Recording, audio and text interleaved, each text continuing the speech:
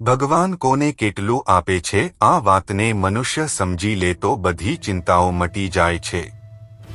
મિત્રો આજે તમને એક એવી હકીકતથી વાકેફ કરાવીશ જે સાંભળીને તમારો ભગવાન પ્રત્યેનો વિશ્વાસ ડબલ વધી જશે અને જે માણસ પૈસા પાછળ દિવસ રાત પાગલ થઈને ફરે છે, ચોરી લૂંટ છળ કપટ હિંસાનો સહારો લઈને જે મનુષ્ય ધન કમાવામાં લાગ્યા છે તેમના માટે આ વિડિયો ખાસ સાંભળવા જેવો છે। મિત્રો આજના જમાનામાં દરેક વ્યક્તિને સૌથી મોટી ચિંતા હોય તો એ છે કે સૌથી વધુ રૂપિયા ક્યાંથી કમાઈ શકીએ અને રૂપિયા કમાવવા માટે કંઈ પણ કરવું પડે તો તે કરવા માટે પણ મનુષ્ય તરત જ તૈયાર થઈ જાય છે। મનમાં હજારો પ્રકારની ચિંતાઓ રહ્યા કરે છે કે રૂપિયા વગર કેવી રીતે જીવનની જરૂરિયાતો પૂરી કરીશું, કેવી રીતે બાળકોનું ભવિષ્ય સારું થશે, રૂપિયા વગર દીકરા દીકરીના વિવાહ કેવી રીતે થશે, કેવી રીતે રોજિંદા જીવનની જરૂરિયાતો પૂરી થશે, આવી બધી ચિંતાઓ લઈને આપણે બેઠા રહીએ છીએ। તો મિત્રો આજની આ કહાની સાંભળીને તમારી આ બધી ચિંતાઓનું સમાધાન મળવાનું છે। સવાલ એ છે કે ભગવાન કોને કેટલું આપે છે અને ક્યારે આપે છે। ઘણીવાર એવું જોવા મળે છે કે જે લોકો ભગવાન માં અતૂટ વિશ્વાસ રાખે છે તેઓ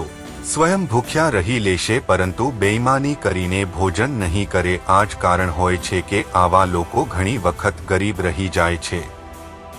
તેઓ સત્યનિષ્ઠા અને ઈમાનદારીથી પોતાનું જીવન જીવતા હોય છે અને સારું મોડું પરિણામ બધું જ ભગવાન ઉપર છોડતા હોય છે। આવા લોકોને ક્યારે અને કેટલું આપવું છે તે કુદરત નક્કી કરતો હોય છે। તેમના દુઃખ સુખનો ખ્યાલ પણ ભગવાન રાખતો હોય છે। કેવી રીતે ભગવાન આવા લોકોનું ધ્યાન રાખતો હોય છે એ જાણવા માટે આ વિડિયોને અંત સુધી સાંભળજો।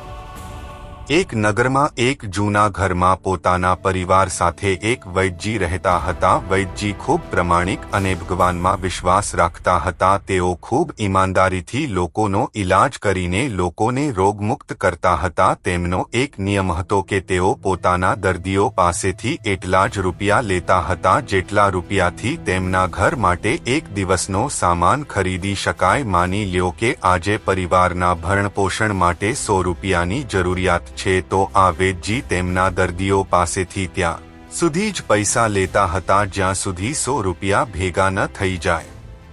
ત્યારબાદ આખો દિવસ મફતમાં ઈલાજ કરતા હતા। વૈદ્યજી સવારે જ્યારે ઘરેથી નીકળતા ત્યારે તેમની પત્ની ઘરની જરૂરી વસ્તુઓ લાવવા માટે એક કાગળમાં લખીને આપતી હતી। વૈદ્યજી આ કાગળ પોતાના ખિસ્સામાં રાખી દેતા અને તેમના દવાખાને જઈને સૌથી પહેલા ભગવાનને પ્રાર્થના કરતા। ત્યારબાદ તેઓ તે કાગળ ખોલીને આ તકાગળ વાંચતા હતા। ત્યારબાદ તેઓ આ બધી વસ્તુનો હિસાબ લગાવીને જેટલા પૈસા થતા હતા એટલા જ પૈસા તે તેમના દર્દીઓ પાસેથી લેતા હતા। જ્યારે તેમના ઘર ખર્ચના પૈસા આવી જાય ત્યાં સુધી તેઓ પૈસા લેતા અને ત્યારબાદ ગમે એટલા દર્દીઓ આવતા તો પણ તેમની પાસેથી સારવાર કરવાનો 1 રૂપિયો પણ લેતા નહીં। આવી જ રીતે તેમનું જીવન આનંદથી જીવતા હતા। તેઓ ક્યારે પોતાના મોઢેથી કોઈ દર્દી પાસેથી પૈસા માંગતા નહીં। લોકો સ્વેચ્છાથી જેટલા રૂપિયા આપતા તે એને જ ભગવાનના મોકલેલા સમજીને લઈ લેતા। તેઓ દરેક કાર્ય ભગવાનની ઈચ્છા સમજીને જ કરતા રહેતા। તેઓ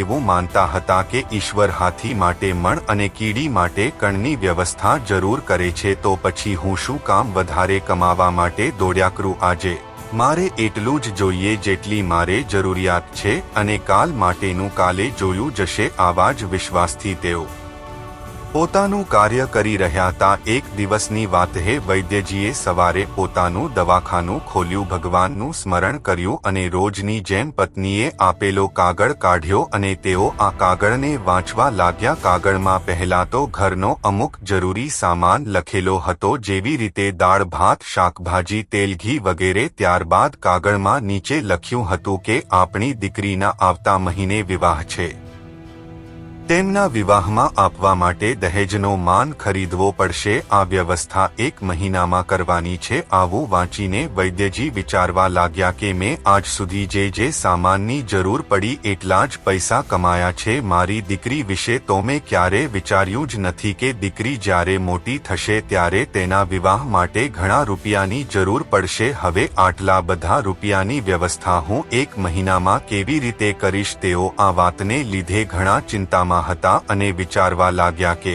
અરે આ કામ માટે ચિંતા હું શું કામ કરું? આ કામ તો ભગવાનનું છે અને તે સ્વયં આની વ્યવસ્થા કરશે.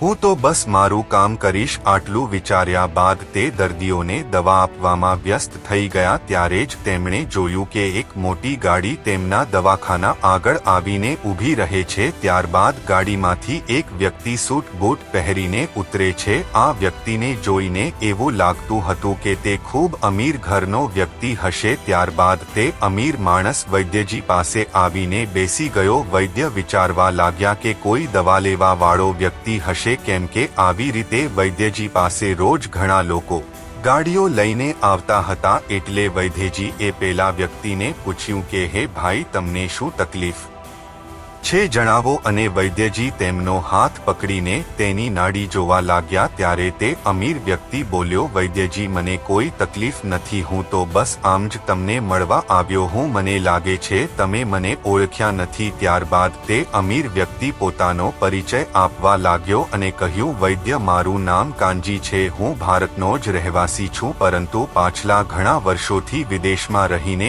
મારો કારોબાર કરું છું. આજથી 15 વર્ષ પહેલા હું વિદેશથી અહીંયા આવ્યો હતો. ત્યારે અચાનક જ તમારા દવાખાના સામે મારી ગાડીના ટાયરનું પંચર થયું હતું. ત્યારબાદ ડ્રાઈવરે ટાયર ખોલ્યું અને પંચર કરાવવા જતો રહ્યો. ત્યારે ગરમી ખૂબ હતી અને હું મારી ગાડી પાસે ઊભો હતો. મને ઘણો સમય ગરમીમાં ઊભેલો જોઈને તમે મને અહીં બોલાવ્યો અને બેસવા માટે ખુરશી આપી અને હું તમારી પાસે બેસીને વાતચીત કરવા લાગ્યો. ત્યારે મેં જોયું હતું કે એક 4 વર્ષની નાની બાળકી તમારી પાસે રમતી હતી અને તમને કહી રહી હતી કે પિતાજી મને ભૂખ લાગી હે, ચાલો જમી લઈએ. ત્યારે તમે તેને સમજાવી કે દીકરી થોડીવાર બાદ જમી લઈશું. ત્યારે હું સમજી રહ્યો હતો કે હું તમારી પાસે બેઠો હતો એના લીધે તમે જમવા નહોતા જઈ શકતા. ત્યારબાદ મેં વિચાર્યું કે તમને એવું ન લાગે કે હું ખાલી તમારી પાસે બેઠો છું, એટલે મેં તમારી પાસેથી દવા લેવાનો વિચાર કર્યો. મને યાદ આવ્યું કે મારા લગ્નને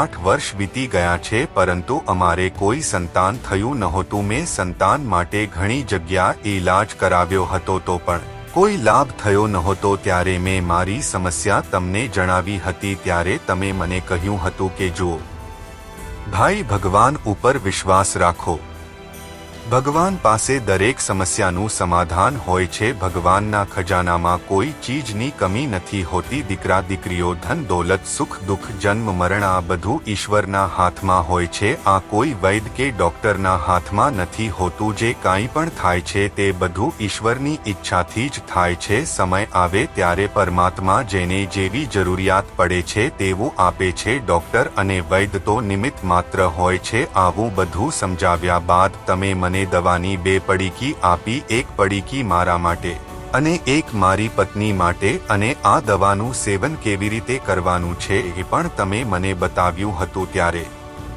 એ દવા મેં મારા ખિસ્સામાં મૂકી અને હું એ દવાના પૈસા તમને આપતો હતો, પરંતુ તમે એવું કહીને મારા પૈસા લેવાની ના પાડી કે આજનું ખાતું બંધ થઈ ગયું છે. એ વાત જો મને સમજાતી નહોતી. ત્યારે એક ત્રીજા વ્યક્તિએ આવીને મને જણાવ્યું હતું કે ખાતું બંધ થવાનો મતલબ છે કે વૈદ્યજી એ આજના ખર્ચા માટે જેટલા રૂપિયા ભગવાન પાસે માગ્યા હતા એટલા થઈ ગયા છે. હવે તેઓ કોઈ પણ દર્દી પાસેથી સાંજ સુધી એક પૈસો પણ નહીં લે. આવું સાંભળીને મને ખૂબ આશ્ચર્ય થયું કે વૈદ્યજી કેટલા મહાન છે કે તેઓ ફક્ત પોતાની જરૂરિયાતના હિસાબથી જ ધન કમાય છે.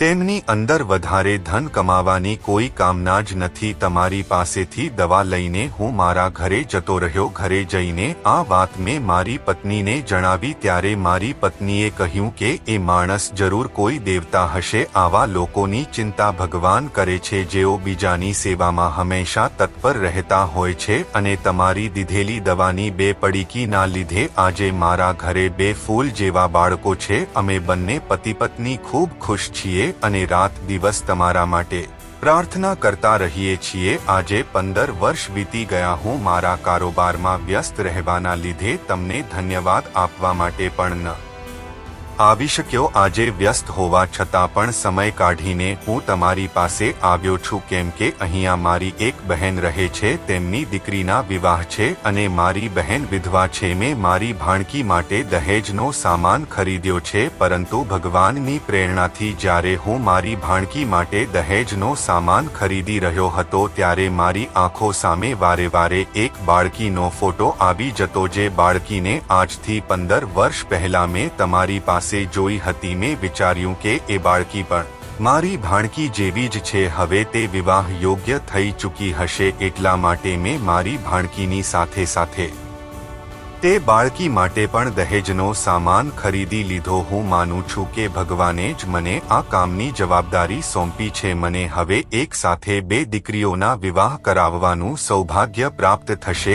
અમીર વ્યક્તિની આવી વાતો સાંભળીને વૈદ્યજી આચાર્ય ચકિત થઈ ગયા। તેઓ વિચારવા લાગ્યા કે થોડીવાર પહેલા જ મેં મારી પત્નીએ લખેલી ચિઠ્ઠી વાંચી હતી અને હજુ 1 કલાક પણ નથી થઈ કે આટલું જલ્દી ભગવાને મારું કામ કરી દીધું। ત્યારે વૈદ્યજી મનમાં ને મનમાં ભગવાનનો આભાર માનવા લાગ્યા કે વાહ રે ભગવાન, તમે ખૂબ મહાન છો, તમે ખૂબ દયાળુ છો, તમે અંતર્યામી છો। વૈદ્યજીએ વાતથી પણ ખૂબ આશ્ચર્યમાં હતા કે આજ સુધી તેમની પત્નીએ ચિઠ્ઠીમાં જે જે જરૂરિયાતની વસ્તુઓ લખી હતી તે વસ્તુઓની વ્યવસ્થા ભગવાન એક જ દિવસમાં કરી આપતા હતા। પેલો અમીર વ્યક્તિ પણ આ ચિઠ્ઠી વાંચીને હેરાન રહી ગયો। તે સમજી ચૂક્યો હતો કે જે લોકો ભગવાન ઉપર પોતાનું બધું સોંપીને નિસ્વાર્થ ભાવથી કામ કરે છે, ભગવાન તેમનું ખૂબ ધ્યાન રાખતા હોય છે અને કોને ક્યારે કેવા સમયે કઈ વસ્તુની જરૂરિયાત છે તે સમયે તેમની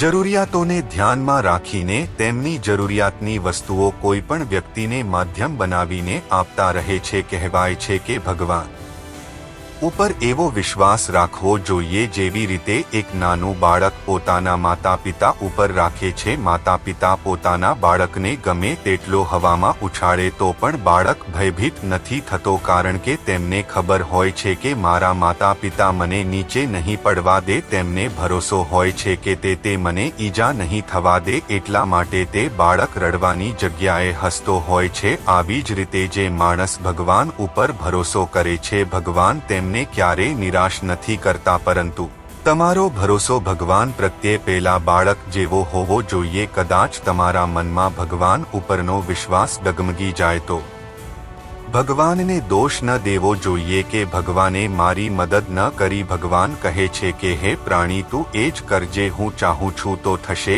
એ જે તું ચાહે છે, અને જો કરીશ તું એ જે તું ચાહે છે, પરંતુ થશે એ જે હું ચાહું છું। ઘણા લોકો આ વાતની પણ ફરિયાદ કરે છે કે ભગવાન અમારું સાંભળતા જ નથી, તો હું તેમને કહેવા માંગુ છું કે કદાચ તમારો ભરોસો કમજોર છે, અથવા તો તમે એ નથી કરી રહ્યા જે ભગવાન ચાહે છે। તમે ક્યાંક ને ક્યાંક તેમના દ્વારા બતાવવામાં આવેલા પથ પરથી ભટકી રહ્યા હશો। તમે જો ભગવાનની કૃપા મેળવવા માંગો છો તો એક નિયમ બનાવો અને ભગવાન દ્વારા બતાવવામાં આવેલા માર્ગ ઉપર ચાલો, અને ક્યારે પણ કોઈ 5 કાર્યમાં હું પોતે કરતા છું એવો ભાવ ન રાખવો। કરવા વાળો તો ભગવાન છે, તમે તો માત્ર નિમિત્ત છો। તમારી સાથે જે પણ ઘટનાઓ ઘટે, હે સારી અથવા ખરાબ, એ બધી ઘટનાઓ ભગવાનની ઈચ્છાથી જ ઘટે છે। મિત્રો, હું આશા રાખું છું કે આ કહાની તમને જરૂર પસંદ આવી હશે, અને પસંદ આવી હોય તો કોમેન્ટમાં રાધે રાધે લખજો, અને વિડીયોને લાઇક, શેર અને નવા હોય તો ચેનલને સબસ્ક્રાઇબ જરૂરથી કરી નાખજો। મળીએ નવા વિડીયોમાં।